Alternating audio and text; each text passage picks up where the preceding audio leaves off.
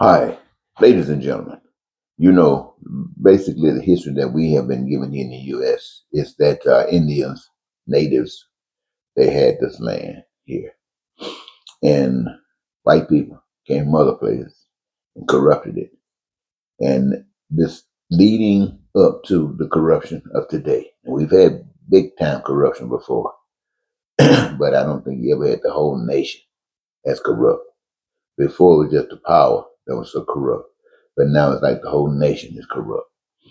And it is corrupt on the authorship of white people. War, poverty, crime, violence, terror, hatred, racism, bigotry, you name it. That's just to name a few. And when they start talking about change, everything gets worse. People start getting sent out of the country. People start losing them whatever other benefits they might have had, those who were protected. All of that kind of stuff happens. But when you start talking about getting rid of that stuff, you're talking about a black person. See, a black person has been to hell and knows what hell is like. He knows the difference between hell and heaven or paradise.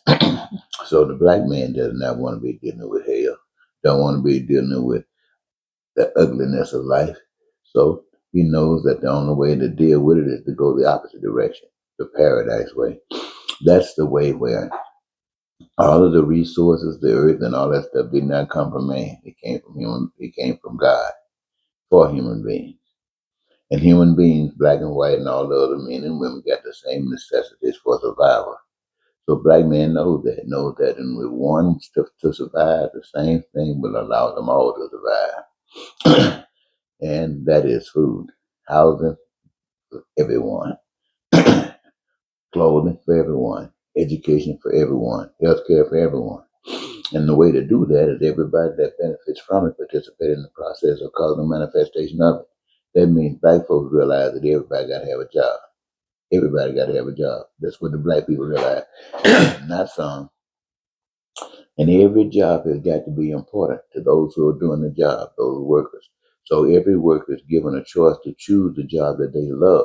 Nobody just getting a job to try to make money. Getting a job that you love, something that you can hold on to. And once you discover this is what black people want you to know. Once you discover what it is that you love, then there's a power that gave the earth will give you a special treat called joy. You'll have joy and love mixed together, and you can't beat that. And while you're doing that, each of you, whether it's 5 of you or 8 billion of you, while you're doing that, what you are actually doing is creating, just like God created the heaven and the earth and all that kind of stuff, you are creating paradise. You are creating food, clothing, shelter, education, healthcare, anything that's made by the hands of men.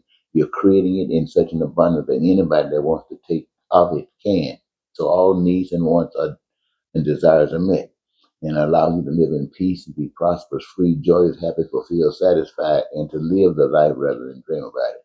That's the black man who's coming to you, giving you their understanding of God, not the white man's understanding of God, the black man's understanding of God. So now everybody got a job. Everybody participating in the creation of, of the heaven on earth. And since everybody's doing their share, everybody's part owners of all that exists. And what you own, you don't buy. So you don't need money. You don't need to be in debt to no one. You don't have to lie. You don't have to cheat. You don't have to steal. You don't have to do any of that. Now, this is an ideal of what the black man's world is like compared to that of the white man's world. Which one do you deserve? Or which one do you want? Think about it.